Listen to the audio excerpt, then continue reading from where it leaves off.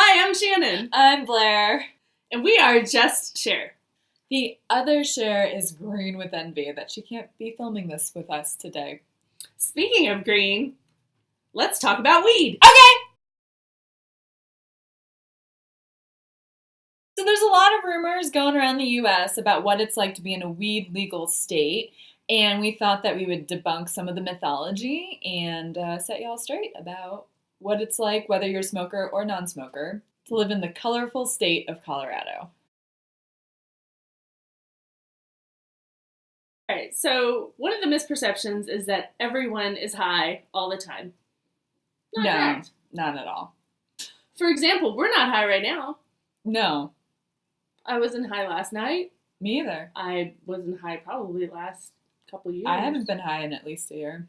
So rules and regulations do exist in Yeah. the state. It's not like it's just a free-for-all. No, I mean, you can't even smoke outside, actually, which is something that people don't realize. So it's not like, Matthew McConaughey is like set up shop on the Capitol steps, playing the bongos and being like, all right. That would be awesome. That's not going on. Snoop Dogg don't live here. I haven't seen Willie Nelson in months. It's not like Bob Marley, has risen from the dead and fulfilled his prophecy of becoming weed Jesus here in Colorado. So I think one of the things people get concerned about is being in motor vehicles while being high, because it's well established that drinking and driving is bad. But getting high and driving is up for debate, I think. Yeah, they're like camped up on their couch eating cheese puffs, watching Teletubbies. Like they're not, you know what? True. I need to go to the mall right now. I need to get my Christmas shopping done. Like they're in their living room. They're not being a threat or menace to society. Exactly. And if they do get in a car, they drive so slow that Grandpa, using his little walker with the tennis balls, can probably go around them by the time they got to the stoplight. It's really not an issue. I mean, if you were to get hit by a car by somebody who was under the influence of marijuana, it would be more like a love tap. Like it'd be like, oh, cool, I got some action. Like it wouldn't be like you wouldn't go to the hospital. You wouldn't even bruise. Like it's literally. And the great news is that they would freak out way more than you would. Yeah. They would be paranoid as Oh my God!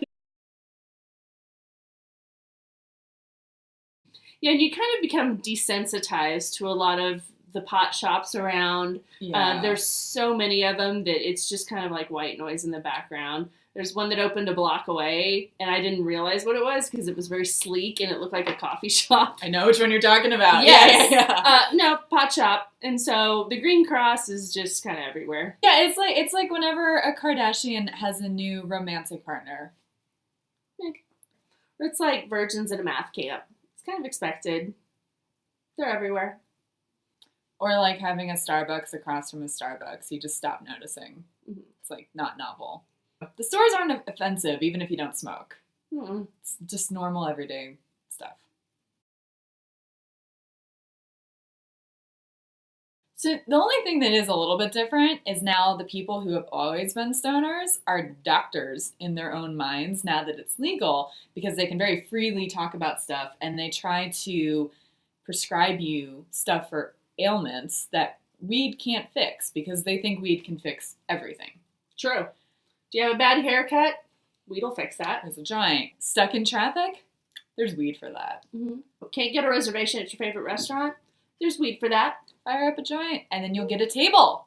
Absolutely. That's how it works. There is one stoner loophole. Mm-hmm. They have to admit it does not fix allergies. Yeah, I was complaining about allergies once to a stoner friend, and he informed me that weed would not fix my allergies, and I'm like, A, I didn't ask. B, we weren't talking about weed. And C, yeah, I know that weed's not going to fix my snotty ass nose. Like, that's... There's no weed for that. So, do you feel smarter now that you have all of this knowledge about what it's really like to be in a legal state? You're welcome! So there is one time when you do realize you're in a weed legal state. Yeah, it's called 420. Which is the new New Year's, the new amateur hour. Yeah, I basically got stuck in a sea of potheads that the police were trying to get across the street. I couldn't see the lines. I couldn't see where the intersections stopped and began. They didn't know. So many stoners. No, they didn't know that they thought they were on Saturn for all they fucking knew. And the cop has secondhand high, so it's like hurting. It's like a cat hurting a cat, really, was what that was. Mm-hmm. He didn't even let me go at green lights for like 18 of them. I felt like I was in England with like the sheep surrounding the cars and you can't move and they're all looking at me like, what are you doing in this vehicle on a road? It's for people now. And I'm like, no, it's not. It's for cars. Let me go home.